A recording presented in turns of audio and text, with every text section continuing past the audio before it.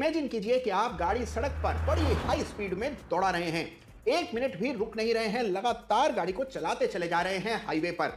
अब देखिए, अगर मीलों मील गाड़ी बिना रुके चलती रही तो जाहिर सी बात है कि उसका इंजन गर्म हो जाएगा, ओवरहीट हो जाएगा। बिल्कुल यही होता है शेयर बाजार में भी। न केवल पूरे बाजार के साथ बल्कि अलग अलग शेयर्स के साथ भी समय समय पर यह हीटिंग की प्रॉब्लम आती है। अगर बाजार इसी तरह से, इसी गति से बिल्कुल एक तेज रफ्तार स्पोर्ट्स कार की तरह दौड़ता ही गया तो जाहिर सी बात है कि ओवरहीट होना तय है। ओवरहीटेड मार्केट आमतौर पर बड़े गिरावट का शिकार हो सकते हैं।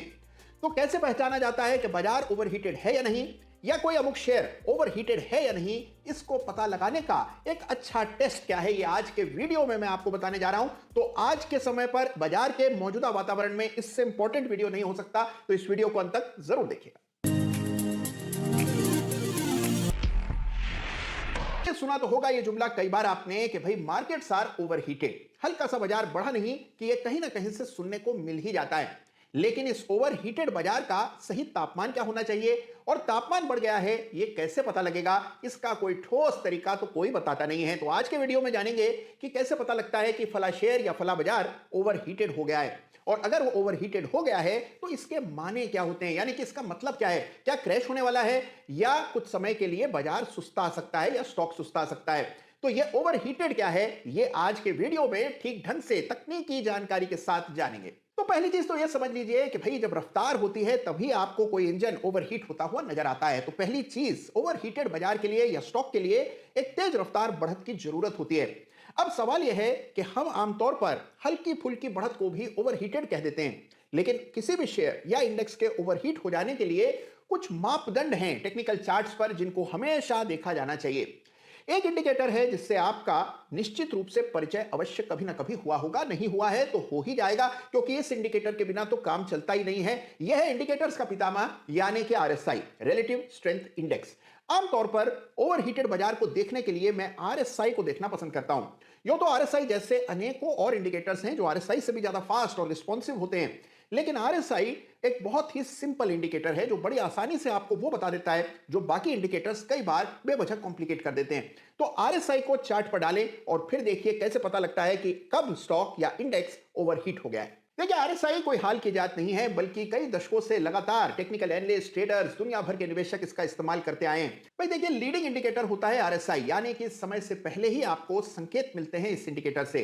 आरएसआई एक ऑसिलेटर होता है, यानी कि एक दायरे में मर्यादाओं के बीच में हमेशा आरएसआई की रेखा झूलते हुए आपको नजर आती है। 0 से 100 की आमतौर पर ये मर्यादाएं रहती हैं। जैसे ही आरएसआई 70 से ऊपर जाता है तो कहा जाता है कि ओवरबॉट हो गया है, यानी जरूरत से ज्यादा खरीदी हो रही है। 30 से नीचे अगर आरएसआई आ जाए तो कहते हैं कि ओवरसोल्ड हो गया है, यानी कि जरूरत से ज्यादा बिकवाली हो रही है। लेकिन क्या यह ओवरहीटेडनेस का संकेत है? जरूरी नहीं है। गौर से आरएसआई को देखना जरूरी है और तभी आपको पता लगेगा कि क्या यह शेयर ओवरहीटेड है या नहीं। सबसे पहले प्राइस और आरएसआई दोनों को मिला करके देखिए। आप देखेंगे कि जैसे ही आरएसआई 70 से ऊपर जाता है और प्राइस भी लगातार तेजी दिखा रहा होता है तो यह पहले संकेत है कि इस स्टॉक में रफ्तार आम रफ्तार से ज्यादा हो गई है, यानी कि औसत से ज्यादा गति से यह शेयर ऊपर जा रहा है। बहुत समय तक इस गति को मेंटेन कर पाना मुमकिन नहीं होता। तो सबसे पहले जैसे ही 70 से ऊपर आरएसआई को आप जाते हुए देखें, अब आप उस चार्ट को बड़ी करीब से देखने लगें। फिर आप देखते हैं कि आरएसआई में डिप आता है और यह डिप आपको बताता है कि अब कुछ कमजोरी चार्ट पर आती हुई दिख रही है। उसके बाद हम देखते हैं कि कई बार प्राइस फिर भी ऊपर जाता रहता है। आरएसआई याद रखिए लीडिंग इंडिकेटर है, और आरएसआई नीचे आने लगता है या फिर साइडवेज हो जाता है। बस समझ लीजिए यही समय है जहां ओवरहीट हो रहा है वो स्टॉक। यह शेयर कुछ समय के लिए ओवरहीट हो जाने के बाद स्वतः अपने ही वेग से रुक जाता है, या तो रुक जाएगा या फिर नीचे आएगा। और यह जानकारी ट्रेडर और निवेशकों के लिए बेहद मूल्यवान होती है। अगर आप आरएसआई पर पैनी नजर रखे हुए हैं और इस बदलते हुए क्रम को आप ठीक से पहचान पा रहे हैं, यानी जब तक रफ्तार तेज है, प्राइस और आरएसआई दोनों में गति है, कोई परेशानी नहीं है। परेशानी तब पैदा होती है जब आरएसआई रिकॉर्ड लेवल्स पर पहुंच जाती है, 80-90 का आरएसआई होता है, और उस समय प्राइस बिना आरएसआई की और बढ़त के और तेजी दिखाने लगता है। यह तेजी होती है जिसको हम ओवरहीटेड कहते हैं। और इसके बाद आमतौर पर हमारा अनुभव यह कहता है कि बाजार कुछ समय के लिए विराम जरूर लेता है। विराम का यह कतई अर्थ नहीं कि इसका मतलब यहीं से बंटाधार होगा, करेक्शन होगा, उलटफेर हो जाएगा, रिवर्सल हो जाएगा। जी नहीं, विराम का अर्थ यह होता है कि टाइम वाइज करेक्शन आ सकता है, प्राइस वाइज करेक्शन आ सकता है। गति कम होगी, ये बात तय है और ऐसे में सावधानी बरतने में हर्ज नहीं है। यह समय प्रॉफिट बुकिंग करने के लिए उपयुक्त माना जाता है। यानी अगर आप इस मौके पर प्रॉफिट बुक कर लें तो आमतौर पर आप टॉप के बेहद करीब निकल पाते हैं। देखिए, एग्जैक्ट टॉप पर निकल पाना लगभग नामुमकिन होता है और उसी प्रकार से एग्जैक्ट बॉटम पर खरीद पाना भी असंभव होता है। यह केवल किस्से कहानियों में ही देखा जाता है या कभी संयोग से हो जाता है। लेकिन अगर आप निरंतर टॉप के करीब भी निकल रहे हैं, बॉटम के करीब भी खरीद पा रहे हैं, तो यह अपने आप में बहुत बड़ी उपलब्धि है। और टॉप के करीब निकलने के लिए आरएसआई को बड़ी करीब से देखा जाना चाहिए। देखिए, आरएसआई आपको उस शेयर की गति बताती है। अगर गति शेयर की चलती चली जा रही है लेकिन आरएसआई की गति में कमी आ गई है तो मान करके चलिए कि वहां पर आपको ओवरहीटेड बाजार नजर आ रहा है। अब देखिए, इस बाजार की ओवरहीटेडनेस को समझने के लिए एक चीज और आपके लिए जान लेना जरूरी है। वो ये है कि देखिए, हर टाइम फ्रेम में अलग अलग तापमान हो सकता है। मिसाल के तौर पर अगर आप लंबी अवधि के चार्ट्स देख रहे हैं तो हो सकता है कि आपके शेयर में लंबी अवधि में कोई ओवरहीटेडनेस ना हो, लेकिन वही शेयर शॉर्ट टर्म चार्ट्स पर बहुत ही गर्मा गर्म नजर आ रहा हो, ऐसा मुमकिन है। उसी तरह से कोई शेयर जो कि लॉन्ग टर्म में बहुत ही तेजी से भाग रहा हो और उसका इंजन बिल्कुल खोल रहा हो, उसी स्टॉक का इंट्राडे चार्ट बिल्कुल शांत सौम्य नजर आए, यह भी मुमकिन है। तो इसीलिए अपने टाइम फ्रेम के मद्देनजर ही आपको ओवरहीटेडनेस जांचनी चाहिए। अगर आपको यह पता लग जाए कि आपका शेयर ओवरहीटेड है तो फिर क्या करना चाहिए? आमतौर पर यह प्रॉफिट बुकिंग का संकेत होता है। देखिए, इन चीजों को बड़ी तरजीह दी जानी चाहिए, बजाय इसके कि यहां वहां की अटकलें सुनते रहें, न्यूज और खबरें सुनते रहें। अगर थोड़ा समय चार्ट्स की इन बारीकियों को समझने में लगाएंगे तो आपका एनालिसिस और सबसे इंपॉर्टेंट आपका स्टॉक से एग्जिट बेहतर होगा। कई बार मैं देखता हूं लोग समय से पहले शेयर से बाहर आ जाते हैं और कई बार मैं देखता हूं कि लोग शेयर को समय बीत जाने के बाद भी थामे रखते हैं। उसकी वजह यह है कि आपने चार्ट्स को बारीकी से नहीं देखा। आइए एक चार्ट देखते हैं, उस पर आरएसआई देखते हैं और देखते हैं कि किस प्रकार से आरएसआई ओवरहीट हो जाए तो प्राइस भी ओवरहीट हो जाता है और फिर आता है अच्छा खासा साइजेबल करेक्शन।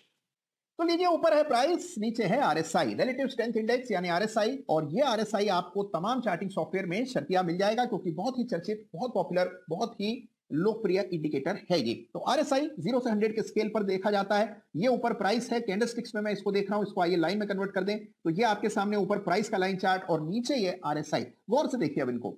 तो आप देखते हैं कि भाई देखिए, आरएसआई जब कभी काफी ऊपर आ जाता है, जैसे यहां 80-85 का आरएसआई हमने दिसंबर की शुरुआत में देखा था, उस समय निफ्टी में एक तेज रफ्तार बढ़त आई थी और उसी वजह से आरएसआई आपको ओवरहीटेड होने के संकेत दे रहा था। लेकिन इसे ही ओवरहीटेड हो जाना नहीं कहते हैं। जब आपने देखा कि प्राइस बढ़ता चला गया उसके बाद भी लेकिन आरएसआई नीचे आने लगा तो इसको ओवरहीटेड बाजार कहते हैं। और यहां के बाद से आपको यह समझ जाना चाहिए था कि निफ्टी में कुछ ओवरहीटेड हो जाने के संकेत दिख रहे हैं। अब इसका नतीजा क्या हुआ? इसका नतीजा यह नहीं हुआ कि निफ्टी में बड़ी बड़ी गिरावट आई जो कि लोग उम्मीद कर रहे थे, बल्कि इसका नतीजा यह हुआ कि दिसंबर के अंत से लेकर के अभी तक यानी कि 1.5-2 महीनों में निफ्टी में कोई खास मूवमेंट नहीं आया। यानी कभी कभी ओवरहीटेड से सामान्य तापमान तक आने के लिए जरूरी नहीं होता कि करेक्शन प्राइस में आए। आरएसआई जरूर करेक्ट हुआ लेकिन प्राइस उस तरह से करेक्ट नहीं हुआ। तो इस बात को समझना बहुत इंपॉर्टेंट है। इससे पहले भी कभी आप इतिहास में जाकर के देखेंगे तो आप देखेंगे कि बहुत मर्तबा ऐसा हुआ है कि प्राइस में आपने तेजी आते हुए देखी, आरएसआई भी 85-90 तक चला गया और उसके बाद हमने देखा कि प्राइस फिर भी बढ़ता रहा। तब हम कहते हैं कि हाँ, अब प्राइस ओवरहीटेड हो गया है, एक करेक्शन का आना लाजमी है और आमतौर पर यह करेक्शन आ जाता है। इस दृष्टिकोण से जब आप चार्ट्स को देखेंगे तो चार्ट को देखने का आपका तरीका बदल जाएगा।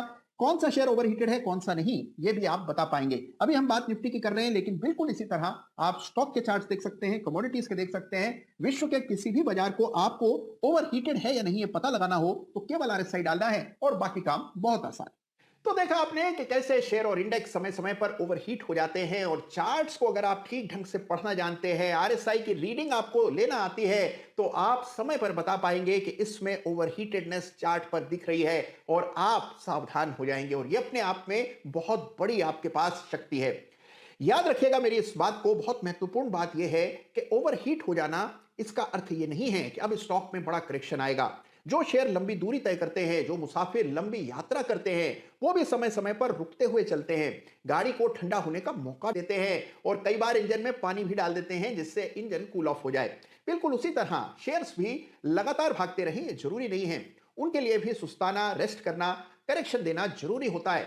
और इंपॉर्टेंट चीज यह है कि आप चार्ट्स के जरिए यह समय पहचान पाएं कि कब गाड़ी को रोकना चाहिए या खुद गाड़ी से उतर जाना चाहिए। तो देखिए, आज का ये वीडियो आपको बड़ा इंपॉर्टेंट लगा होगा, ऐसी मेरी आशा है। बड़ा काम आएगा ये वीडियो आपके। जरूर इसको अपने फेवरेट में डाल दीजिएगा, बुकमार्क कर लीजिएगा, क्योंकि बार बार इस वीडियो को देखने से आपको समझ आएगा कि कैसे आप समय रहते ओवरहीटेड गाड़ी से उतर सकते हैं। अपना ख्याल रखिएगा। चार्ट्स पर ओवरहीटेड कोई शेयर नजर आया हो तो कमेंट्स में लिखिएगा अपना ख्याल। हाँ, बहुत जल्द कुछ नई चीजें इस चैनल पर आने वाली हैं, तो अगर अभी तक आपने चैनल को सब्सक्राइब नहीं